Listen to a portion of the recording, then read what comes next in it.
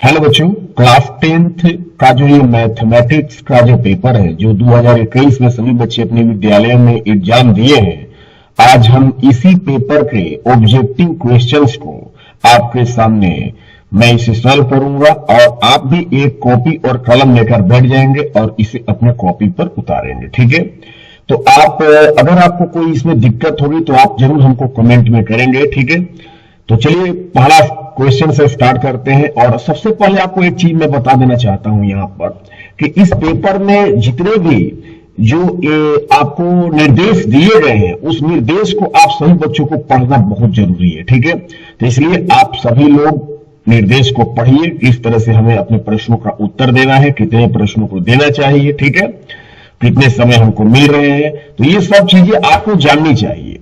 तो हम अभी मेरा जो उद्देश्य है कि हम आपको पहले जितने भी इसमें से क्वेश्चंस है जो कि आपको 50 क्वेश्चन से 50 गुने 1 यानी 50 नंबर के जो है ये आपको बनाने थे, तो आप इन 50 प्रश्न को आज हम देखेंगे कि किस तरह से, वैसे तो इस पेपर में तो 100 प्रश्न है, लेकिन हम इस पार्ट 1 पार्ट 2 करके एक वीडियो बनाएंगे और एक और उसमें अगले 50 क्वेश्चन को हम शामिल करेंगे। इस वीडियो में आपको मात्र 50 क्वेश्चन ही मिलेंगे। ठीक है, तो चलिए विस्तार से मैं आपको कि पहला क्वेश्चन का जवाब क्यों हो रहा है, कैसे हो रहा है, इसका मैं आपको कॉन्सेप्ट समझा दे रहा हूं। सबसे पहला सवाल है कि 1/√2 कौन सी संख्या है। ठीक है, तो भाई देखो कि 1/√2 मैं आपको कई बार क्लास में बता चुका हूं कि कभी भी ऐसे रूट में कोई संख्या हो जो कि वो पूर्ण वर्ग ना हो, जैसे ये 2 हो गया, रूट में 3 हो गया, रूट में आपका 5 हो गया, रूट में 6 हो गया, ये सबके सब अगर रूट से बाहर अगर नहीं जा रहा है तो ये समझना है कि आपको ये अपरिमेय संख्या है। अगर मैं रख दूं रूट में 4 तो ये रूट 4 को तो आप बाहर ऐसे कर सकते हैं, रूट 4 बराबर रूट केवल 2 लिख सकते हैं, तो ये तो परिमेय संख्या हो जाएगी आपकी। अगर रूट से बाहर चली जाएगी, आई मीन की रूट जो 4 है, ये जो 4 जो ऐसी संख्या है अगर ये पूर्ण वर्ग संख्या है, जैसे आप यहां पर 4 के लिए 2 गुणे 2 दे सकते हो, और आप रूट के अंदर जब डबल अंक होते हैं तो आप उसे एक बाहर कर सकते हैं। तो अगर ऐसा आप कर सकते हैं तो ये परिमेय हो जाएगा, और अगर नहीं कर रहे तो वो अपरिमेय हो जाएगा। तो सीधी सी बात है कि आपका जो 1/√2 जो है ये कौन सी संख्या हो जाएगी, अपरिमेय संख्या। √2 एक अपरिमेय संख्या है ना। एक बात और बता दूं कि परिमेय संख्या, ठीक है, प्लस अपरिमेय संख्या, ये परिमेय और अपरिमेय संख्याओं का अगर जोड़ भी पूछे तो भी अपरिमेय होता है, ठीक, अगर घटाव भी पूछे तो भी अपरिमेय होता है, अगर गुना भी पूछे तो भी अपरिमेय होता है, और अगर भाग भी पूछे तो भी अपरिमेय होता है। ये हमेशा याद रखना है आपको। ठीक है, चलिए प्रश्न नंबर 2 पे चलते हैं। प्रश्न नंबर 2 जो है कि अल्फा और बीटा द्विघात बहुपद px बराबर x² प्लस 2x प्लस 3 के शून्यक हो तो अल्फा इंटू बीटा का मान बताइए। ठीक है, अब मुझे बताइए कि अल्फा इंटू बीटा पूछा है और अल्फा इंटू बीटा का सूत्र क्या होता है। अगर आपको नहीं याद है तो फिर से अपने कॉपी पे लिखिए इसे कि अल्फा इंटू बीटा बराबर होता है C/A। अब रही बात की C और A ये क्या चक्कर है, तो देखो मैं आपको बता दूं कि द्विघात बहुपद का जो व्यापक रूप होता है वो होता है ax² plus bx plus c होता है। ठीक है, तो यहां पर हम देखते हैं कि x² का जो गुणांक है वो क्या है, a है, जो x का गुणांक है वो क्या है, b है, और जो बाकी बचा वो क्या है, c है। तो यहां x² का गुणांक कितनी है बता मुझे, 1 है, तो यहां पर आपका a हो जाएगा, मतलब a बराबर 1 हो जाएगा, है ना। यहां पर x का गुणांक कितनी है, 2 है, यानी कि आपका b बराबर 2 हो जाएगा, और यहां पर जो 3 है यानी कि c बराबर कितना हो जाएगा, 3 हो जाएगा। तो इस तरह से आपका तो सूत्र है अल्फा इंटू बीटा का C/A। मैं फिर से बोल रहा हूं, आप अपने कॉपी में लिखो कि अल्फा इंटू बीटा का सूत्र होता है C/A। और अब मुझे बताओ इसमें से कि c कितना है, c तो 3 है ना, तो 3 यहां पर लिखो, और a कितना है बताओ, a का मान 1 है, तो 3/1 हो गया, 3/1 का मतलब 3 हो गया। अब अपने ऑप्शन को देखो कौन सा है, 3 कहां दिया हुआ है, तो 3 तो a नंबर में दिया हुआ।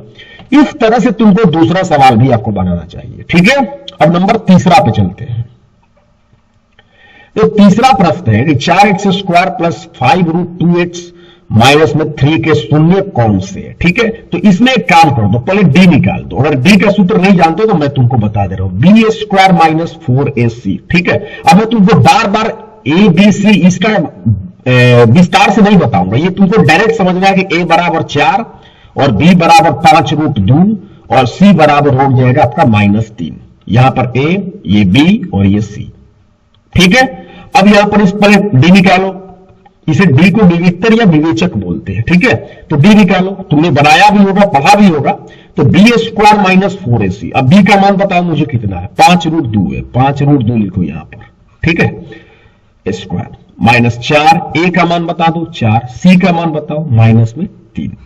चलो 5 में 5 से गुना हुआ 25 और 2 में 2 से गुना हुआ 4, 4 का वर्गमूल 2। ठीक है, माइनस माइनस क्या हो जाएगा प्लस, 4 4 16, 16 3 48 हो गया। चलो 50, 25 दूना कितना हो जाएगा 50 हो जाएगा, प्लस में कितना हो गया 48। 50 और 48 को जोड़ दीजिए आप, 98 आ जाएगा। ठीक है, तो आपने d निकाल दिया। अब इसके बाद आप शून्यक निकालेंगे, तो इसका सूत्र होता है x बराबर -b प्लस माइनस रूट में d बटा में 2a। ठीक है, ये सूत्र होता है। आप अपने जो मैं सूत्र बता रहा हूं आप अपनी कॉपी में लिखो पहले। ठीक है, आप इसी पेपर को 10 बार रख लो, देखो तुम्हारा ये जो एग्जाम है मैथमेटिक्स का अच्छा जाएगा। ठीक है ना, इसी पेपर को तुम 10 बार सवाल को लगाओ और देखो तुम्हारा जो रिजल्ट होगा वो बेहतर होगा। तो देखो x बराबर सूत्र होगा है -b प्लस माइनस रूट में d बटा में 2a। अब देखो माइनस के माइनस b का मान बताओ कितना है, तो b का मान है 5√2, तो यहां 5√2 लिखो, प्लस माइनस d का मान कितना है 98, रूट में 98 लिख दो, है ना, बटा में 2 गुने a का मान कितना है, a का मान आपका 4 है ना। चलो -5√2 प्लस माइनस, अब ये कितना है 98। पहले एक काम करो, 98 का ऐसे अभाज्य गुणनखंड करो, तो 2 से ले जाओगे तो 2 चौके 8 और 2 9 18। ठीक है ना, अब चलो फिर 7 7 49, 7 एकम 7। तुम इस तरह से लिखो 2 गुने 7 गुने 7, यहां पर डबल 7 है तो इसमें से एक 7 बाहर चला जाएगा, रूट में ही 2 रहेगा, यानी कुल मिला के 7√2 हो गया, और बटा में 2 चौके 8। सही है। अब देखो इसको तुम दो तरह से कर सकते हो कि एक बार प्लस कर सकते हो और एक बार माइनस कर सकते हो। तो 5√2 अब प्लस 7√2 अगर करके करोगे तो तुम्हारा 2√2 बटा में 8 आ जाएगा, है ना। 5√2 एक प्लस वाला पे बना दो, अब एक बार माइनस वाला बना दो, 5√2 अब माइनस 7√2 करोगे तो -12√2 आ जाएगा बटा में 8, है ना। अब तुम करो ऐसे, 2 से 2 एकम 2 और 2 चौके 8, और फिर 4 3 12 और 4 दूना के 8। तो कितना आंसर आ रहा है, एक -3√2 बटा में 2 आ रहा है, तो देखो यहां पर है, और एक आ रहा है आपका √2 बटा में 4। कितना आ रहा है, तो एक √2 बटा में 4। हो सकता है कि इस क्वेश्चन को बनाने के दौरान मैं कुछ ऐसी चीजें है जो आपको ठीक ढंग से ना समझा पाया हूं, लेकिन फिर भी आप इसे समझने का प्रयास करिए आप, ठीक है। चलिए नंबर 4 की बात मैं कर रहा हूं कि दो संख्याओं का गुणनफल 15,870 है और उनका मौसक 23 है, तो उनका लसा क्या होगा। चलिए आपने पढ़ा होगा, लसा का फॉर्मूला भी आपने जरूर पढ़ा होगा। लसा बराबर होता है दो संख्याओं का गुणनफल बटा में क्या होता है मौसक। ठीक है, दो संख्याओं का गुणनफल बटा में मौसक। मैं बोल रहा हूं लिख लो, लसा बराबर दो संख्याओं का गुणनफल बटा में मौसक। तो दो संख्याओं का गुणनफल कितना है 15,870 और मौसक कितना है 23, है ना। तो अब 15,870 में आप क्या करोगे, 23 से भाग लोगे, है ना। 6 बार में ले जाओ, 6 3 18 के 8 हासिल है का, 6 दूना 12 1 13, 8 में से 8 जाएगा 0, 5 में से 3 जाएगा 2 और 1 1 कट जाएगा, ऊपर सूत्र 7। ठीक है, 9 बार में ले जाओ, 9 से 9 3 27 के 7 हासिल 2, 9 दूना 18 2 20, है ना। और ऊपर सूत्र 0, 0 बार में ले जाओ। ठीक है, यानी कुल मिलाकर कितना रिजल्ट आ गया 690। 690 कहां है, ये नंबर। इस तरह से आपको ये बनाना है, चौथा भी बन गया। मैं जो बोल रहा हूं उसे आप अपने कॉपी में लिखो पहले, लसा बराबर दो संख्याओं का गुणनफल बटा में मौसक, है ना। अब नंबर 5, a बराबर 2 के पावर 2 गुने 3 के पावर 3 गुने 5 के पावर 4, और b बराबर 2 के पावर 3 गुने 3 के पावर 2 गुने 5, और मौसा आपका पूछा है a और b का मौसा क्या होगा। जरा ध्यान से सुनना, जब तुमसे मौसा पूछा है तो कैसे बनाओगे, सुनना। 2 के पावर यहां कितना है 2, और यहां 2 के पावर कितना है 3, तो दोनों में उभयनिष्ठ कितने 2 मिल गए 2, मतलब कि 2 के पावर 2 हो जाएंगे, क्योंकि ऐसे समझो ना, 2 के पावर 2 का मतलब क्या हुआ 2 गुने 2, और 2 के पावर 3 का मतलब क्या हुआ 2 गुने 2 गुने 2, है ना। तो तुम मिलाओ इसमें से, देखो यानी कि 2 कितने 2 मिल रहे हैं 2, इसका मतलब कि 2 के पावर 2 मिल रहा है, तो तुम 2 के पावर 2 लिख दो यहां पर। इसी तरह से तुम ऐसा डायरेक्ट समझो, 3 के पावर 3 है और यहां 3 के पावर 2 है ना, तो मिलेगा कितने, 3 के पावर 2, ठीक है। 5 के पावर 4 है और एक 5 है, तो इसका मतलब सिर्फ एक ही 5 होगा। तो अब इस यहां पर इसका मान 2 के पावर 2 का मान 4 होगा, 3 के पावर 2 का मान 9 हुआ और गुने 5, ठीक है। 5 चौके 20, अब 20 में 9 से गुना हुआ तो 180, यानी कुल मिला गया हमारा बी नंबर, ठीक है। चलिए, उम्मीद करते हैं कि आपको पांचवा भी क्वेश्चन जरूर समझ में आया होगा। आप मेरे साथ ही बनाकर वीडियो को पॉज कर दो और उसको तुम खुद अपने कॉपी पे बनाओ, ठीक है। तुमने अगर एग्जाम में दिया है इस पेपर का और इस पेपर के ये सारे क्वेश्चंस तुमने छोड़ा है, तो इसे तुम दोबारा बना, तुम घबराओ मत, ठीक है। इसको दोबारा, तिबारा, चौबारा, पोचारा सब बार बनाओ, जितनी बार बनाना उतनी बार बनाओगे, अच्छा रहेगा। चलो आगे समझते हैं। निम्नलिखित में से कौन बहुपद नहीं है? देखो, बहुपद नहीं है ये पूछा है, ठीक है। तो कैसे बहुपद होगा, कैसे बहुपद नहीं होगा, तो ये ध्यान देना। जो x है, ठीक है, अगर x का पावर माइनस में आ जाए तो समझो कि वो बहुपद नहीं होगा, ठीक। अगर x का पावर बटा में आ जाए तो भी बहुपद नहीं होगा, अगर x रूट में आ जाए तो भी बहुपद नहीं होगा, ठीक है। चेक करो, अगर x बटा में आ जाए तो भी बहुपद नहीं होगा। चलो देखो, यहां पर देखो, पहले यहां पर x क्या है, बटा में है, तो ये सीधी सी बात है, ये बहुपद नहीं होगा, ओके। और ये देखो, यहां पर देखो x तो रूट में नहीं है, रूट में 3 है भाई, x नहीं है, x बाहर है, रूट के बाहर है, रूट के बाहर है ना। अगर रूट में x होता तो ये बहुपद नहीं होता, तो ये बहुपद तो हो जाएगा। ये भी x to पावर 3 है, तो यहां पर भी तो ऐसा कोई कंडीशन नहीं है इसमें से पावर माइनस में है, नहीं, ये तो पावर प्लस में है, तो ये भी बहुपद हो जाएगा। और यहां पर भी x to पावर 1 है, तो ये भी प्लस में है, तो ये भी बहुपद हो जाएगा। इन 6 नंबर प्रश्न में a, b और d ये तो बहुपद है, लेकिन c बहुपद नहीं है। अगर कोई आपसे पूछता है कि c बहुपद क्यों नहीं है, तो आपको यही बताना है कि c बहुपद इसलिए नहीं क्योंकि x बटा में है ना। अगर x बटा में हो तो वो बहुपद नहीं होता है, क्लियर।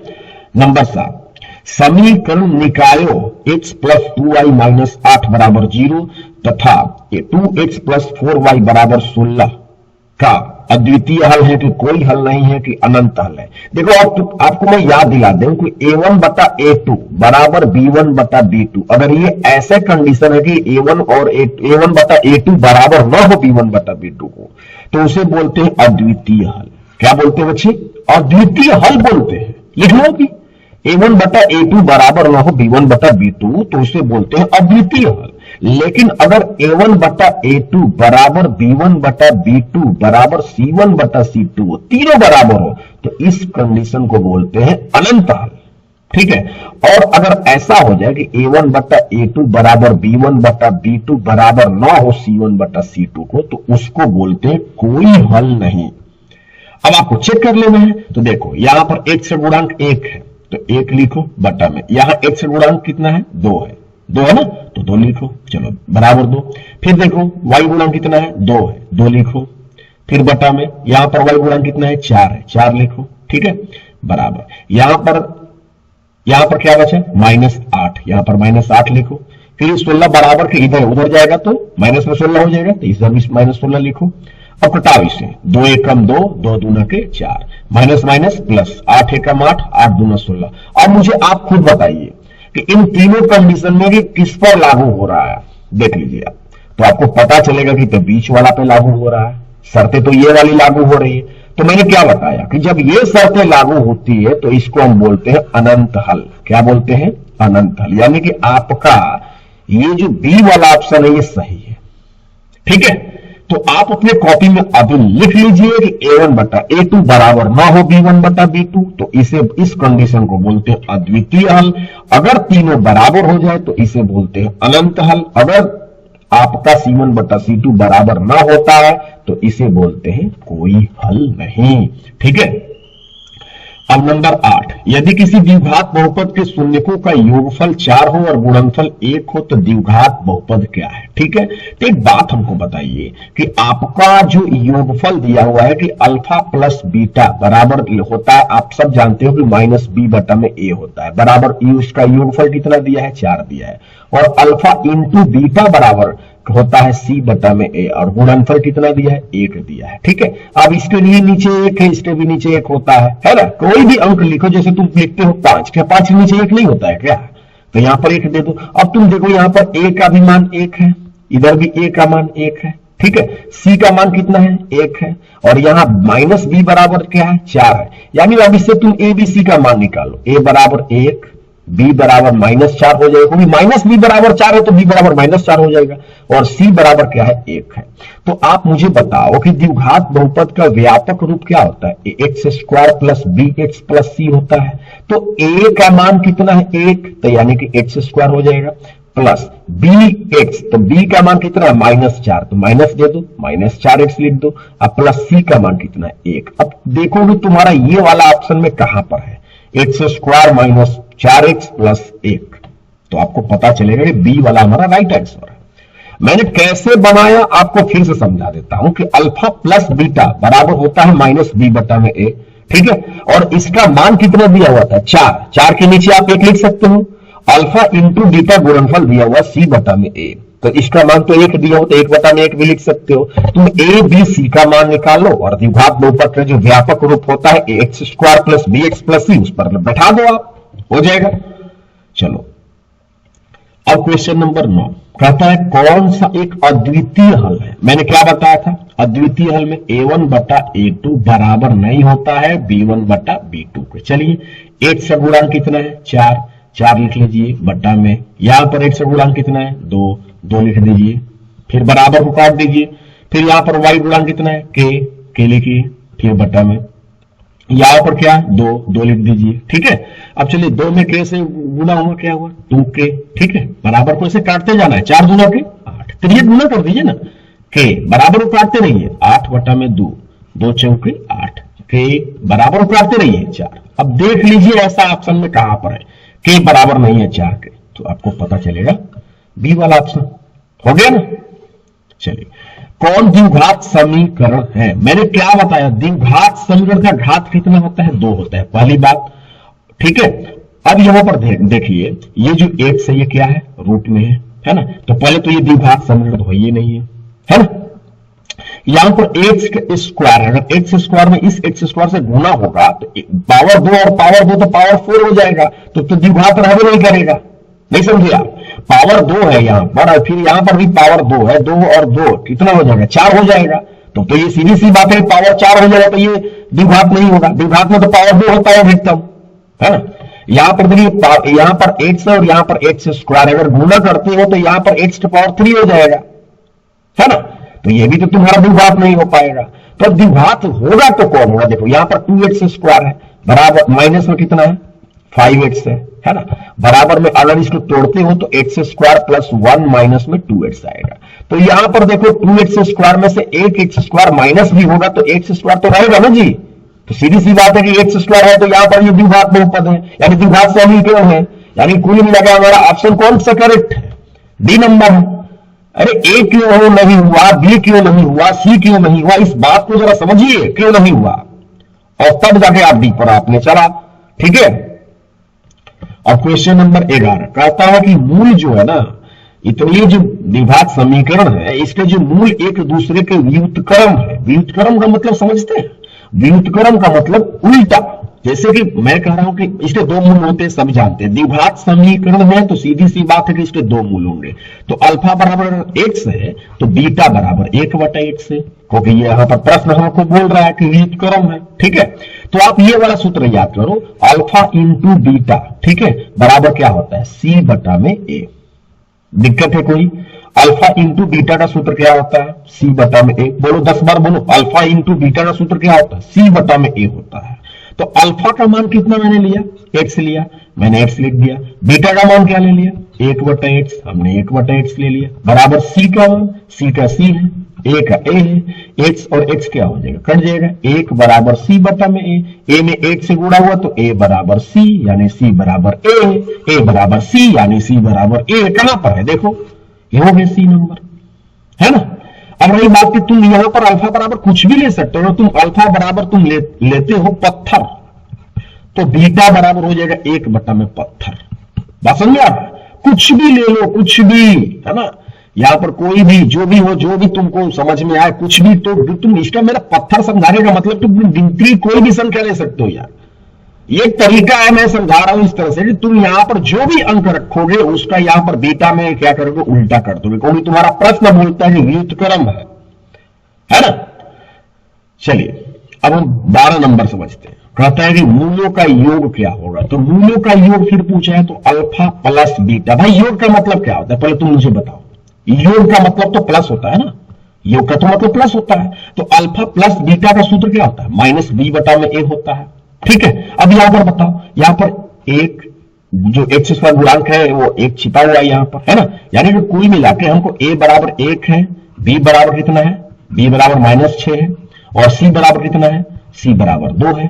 ठीक है, तो आप यहां पर देखो माइनस का माइनस, बी का मान कितना है -6, ए का मान कितना है 1, माइनस माइनस प्लस, कुल मिला कितना आ गया 6 आ गया। लगा दो 6 पर, हो गया 12 नंबर हो गया। फिर से बोलूं, अल्फा प्लस बीटा, लिखो लिखो लिखो लिखो लिखो अपने कॉपी में लिखो, alpha plus beta minus B बटा में ए होता है, माइनस बी बटा में ए होता है, और माइनस बी का मान रखो, ए का मान रखो, तुम्हारा आंसर 6 आएगा।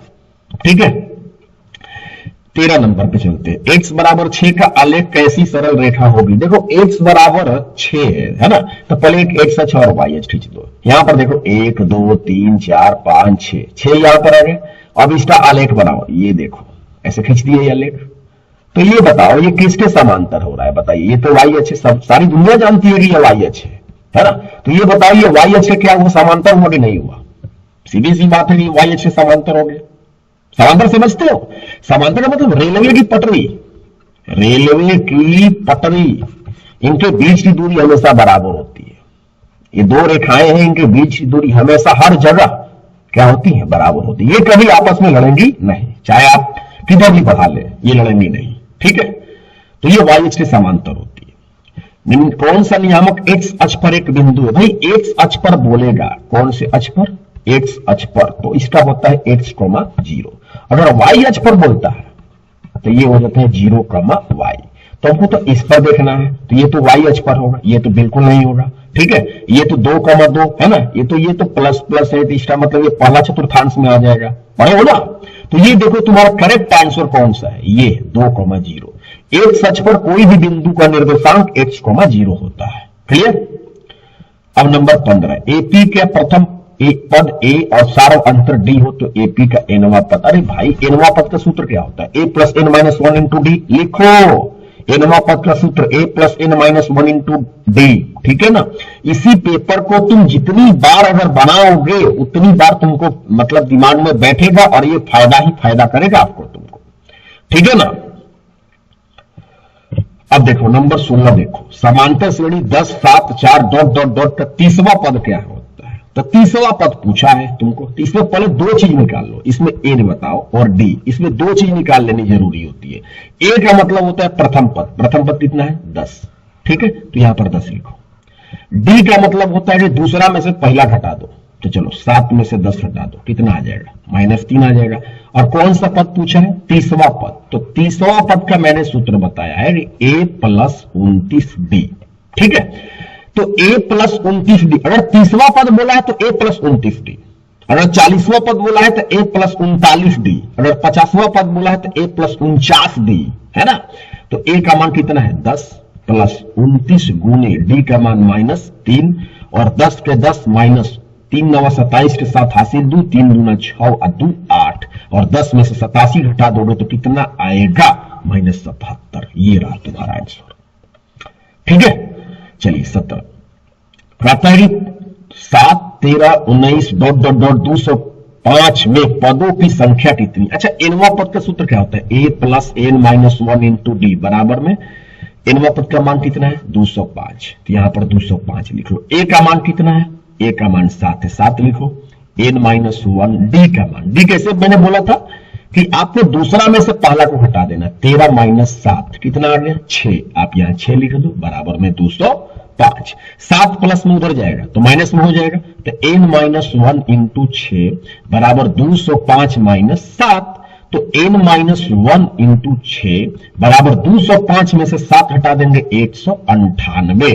अब ये 6 गुना में उधर जाएगा तो क्या हो जाएगा, भाग में हो जाएगा। तो 198 बटा में 6, 6 18 और ये फिर 6 18 यानी कि 33 आ गया। फिर n बराबर क्या हो जाएगा 33 प्लस 1। अरे प्लस 1 कैसे हो गया भाई, -1 है उधर चला गया, +1 हो गया, 33 34 हो गया। 34 पर मार दो, कहां पर 34 है, ये रहा, है ना 34। क्लियर हो गया। चलिए अब आगे कहता है कि इसका nवां पद बताओ। फिर nवां पद, अरे ये तो पूरा डिवीजन कर दिया, a plus n-1 into d, है ना, यही होता है ना। a का मान बताओ, 3 है, 3 रखो जल्दी जल्दी। n-1 d का मान बताओ, d कैसे निकालते बताओ, जल्दी बताओ जल्दी बताओ, d कैसे निकालते जल्दी बताओ मुझे। दूसरा में से पहला घटा दो, चलो 5 - 3 कितना आ जाएगा, 2 आ जाएगा। 2 लिखो यहां पर, 3 + 2 n-2, 3 में से 2 घटा 1 + 2n, देखो कहां पर है 1 + 2n। अब तुम बोल रही है तो 2n + 1, यहां पर तो 1 + 2n है। अरे भाई 1 + 2, 4 + 5 कितना होता है बता मुझे, 9 होता है। और 5 + 4 कितना होता है, ये भी तो 9 होता है। तो क्या दिक्कत है, 1 + 2n है, 2n + 1, क्या दिक्कत है ना। चलो कहता है कि मूल बिंदु से दूरी बताओ। देखो मूल बिंदु से दूरी अगर बतानी, जैसे ये कोई बिंदु है x, y और ये एक मूल बिंदु है 0, 0। मूल बिंदु का निर्देशांक होता है 0, 0। तो अगर मूल बिंदु से दूरी पूछता है तो रूट में हो जाता है x² + y², ये सूत्र होता है। तो चलो कर दो, 4 का स्क्वायर कर दो प्लस -3 का स्क्वायर कर दो, 4 × 4 = 16, 3 × 3 = 9, 16 9 25, 25 का वर्गमूल 5, है ना। चलिए sin square theta plus cos square theta का मान क्या होता है, 1 होता है। लेकिन यहां पर देखो 65 डिग्री है और ये 25 डिग्री है और ये cos sin स्क्वायर नहीं है, यहां पर sin स्क्वायर है, यहां पर भी sin स्क्वायर। तो थोड़ा सा संभल के देखो, sin स्क्वायर 65 डिग्री, ठीक है। अब प्लस अगर ये sin स्क्वायर 25 है तो आपने पढ़ा होगा कि sin 90 - थीटा बराबर क्या होता है, cos थीटा। यस या नो, sin 90 - थीटा क्या होता है, cos थीटा। तो उसी तरह से sin 90 में से अगर आप 75 घटा देंगे, है ना, 75 नहीं 65 घटा दीजिए, 65 और माइनस करते हैं तो सीधी सी बात है 25 आ जाएगा। यानी 90 में से 65 हटाएंगे तो 25 आ जाएगा। तो 25 आ जाएगा तो यहां पर आपका रिजल्ट क्या होता है, cos 25 हो जाएगा, ठीक है ना। यहां पर जो 65 है sin 90 - थीटा क्या हो जाएगा, cos थीटा हो जाएगा, यानी कि 65 हो जाएगा। तो जब इसके ऊपर स्क्वायर देंगे तो इसके ऊपर भी स्क्वायर देना पड़ेगा, यानी कि साइन स्क्वायर, आप साइन स्क्वायर यानी कि 25 डिग्री के बराबर आप लिख सकते हैं, cos स्क्वायर 65 डिग्री लिख सकते हैं। तो आप यहां पर लिख सकते हैं cos स्क्वायर 65 डिग्री। और आपको सूत्र पता है कि sine square theta plus cos square theta बराबर 1 होता है। तो इसका रिजल्ट 1 हो जाएगा, है ना। आपको शायद इसमें थोड़ा सा दिक्कत हो गया तो फिर से यहां पर समझिए, देखिए साइन 90 - थीटा बराबर क्या होता है, cos थीटा होता है। तो साइन अगर आप 90 में से कितना घटाएंगे कि आपको 25 आएगा, मुझे बता दीजिए बस। तो आपको बताना है 65, 90 में से 65 हटाएंगे तभी तो 25 आएगा, तभी तो यहां पर साइन आपका 25 डिग्री होगा। तो साइन 90 - थीटा क्या होता है, cos थीटा, और थीटा के जगह पर कितना है 65 डिग्री है, तो यहां पर 65 हो जाएगा, है ना। तो आप साइन स्क्वायर 25 डिग्री के जगह पर आप लिख सकते हैं cos स्क्वायर 65 डिग्री लिख सकते हैं। और sine square theta plus cos square theta का मान जो होता है वो 1 होता है, ठीक है। चलिए अब 21 पे बात करते हैं। 3,0 - 5,4 को मिलाने वाले रेखाखंड के मध्य बिंदु के नियामक है। देखो मध्य बिंदु का नियामक कभी भी पूछे ना, जैसे देखो ये एक लाइन हो गया और यहां पर 3,0 हो गया और यहां पर हो गया -5,4 हो गया और ये आपका मध्य बिंदु हो गया और मध्य बिंदु का नियामक पूछेगा। तो आपको ये जो है x1 और x2 को क्या करना है, जोड़ देना है। तो चलो जोड़ दो जरा, 3 और -5 इसको जोड़ दीजिए, 3 यानी कि 3 प्लस -5, अब जोड़ के इसका आधा करिए, ठीक। एक ये हो गया, अब फिर इसको भी जोड़िए, 0 को और किसको, 4 को, 0 + 4, इसका भी आधा करिए। इस तरह से होता है, यानी x1 + x2 बटा में 2 और y1 + y2 बटा में 2, ठीक है। 3 प्लस -5 तो कितना है, इसका रिजल्ट कितना हो जाएगा, -2 बटा में 2 और इसका 4 बटा में 2 हो जाएगा। घटाइए इसको, इसका रिजल्ट -1 हो जाएगा। 2 के पढ़ा में 2 एक बार में कटता है, माइनस है तो माइनस लिख दीजिए।